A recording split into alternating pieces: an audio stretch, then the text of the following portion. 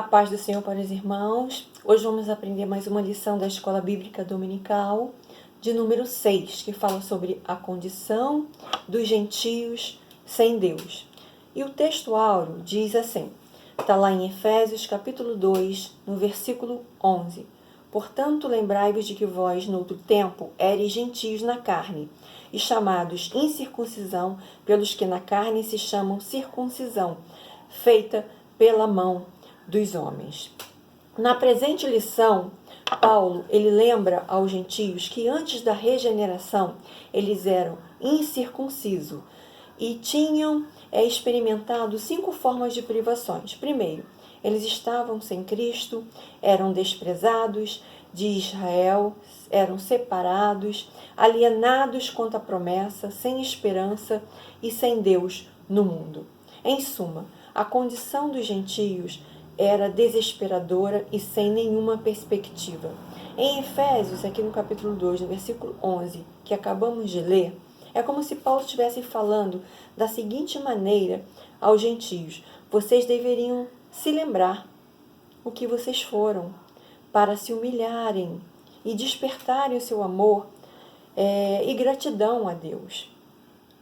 Assim como aqueles gentios lá, irmãos, da carta aos Efésios, nós estamos também enquadrados nessas restrições. Outro sim, estando ainda mortos em nossos delitos, em nossos pecados, aprove a Deus providenciar também aos gentios um meio de salvação pela sua infinita misericórdia e pelo seu amor. Eles foram chamados incircuncisão. Circuncisão é o quê? É a retirada cirúrgica do prepúcio, da pele que recobre o órgão sexual masculino. Circuncidar, ou seja, cortar ao redor, era um sinal externo que aquela pessoa pertencia ao povo da aliança com Deus. Qual o significado religioso da circuncisão? Pureza espiritual e santificação. Mas por quê? Porque a corrupção e o paganismo daquela época era grande, era muito grande, estava relacionada com a sexualidade depravada, a impureza sexual, a prostituição, a lascívia. Então a circuncisão, ela simbolizava a aliança da purificação para o quê? Para o povo escolhido. A pureza espiritual e a santificação davam caráter a vida do povo escolhido de Deus.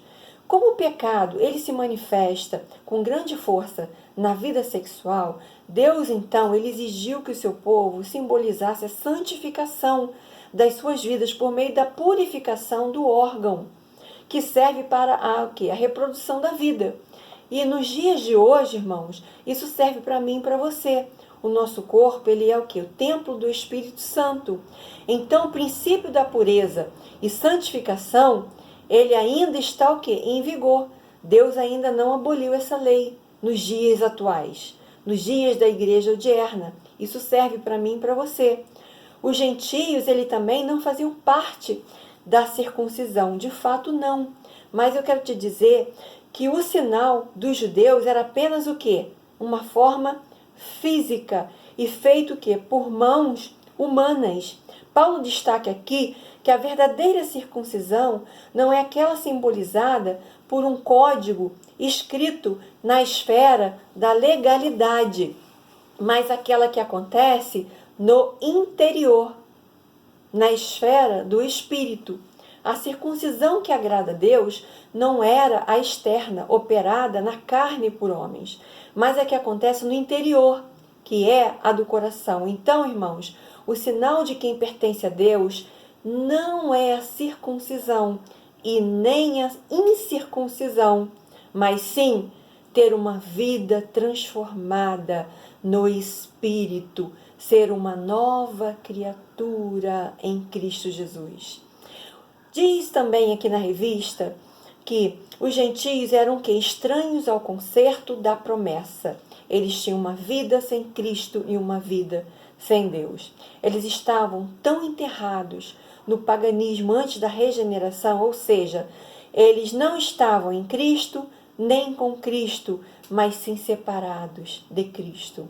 Com isso, os gentios acabavam ficando incapacitados de receberem as bênçãos espirituais. Eles estavam separados da comunidade de Israel. Eles estavam em desvantagem, vamos dizer assim, por não pertencerem à comunidade de Israel. Eles foram excluídos não só dos símbolos, irmãos, externos, como também não faziam parte do povo escolhido. Mas apesar de todas as circunstâncias serem desfavoráveis para os gentios, Paulo ensina que os gentios também se tornaram descendência de Abraão por meio de Cristo. Mesmo sem esperança e sem Deus. Nós sabemos, irmãos, que o mundo, um mundo de pecados, sofrimentos, a morte, a humanidade, ela precisa de uma forte esperança, que somente a fé em Cristo Jesus poderá nos proporcionar. De outra forma, não dá. É uma escuridão, não tem esperança, é só aflição, é só sofrimento, é só dor. Então os gentios, eles não tinham essa esperança de Israel, nem a revelação do Deus de Israel.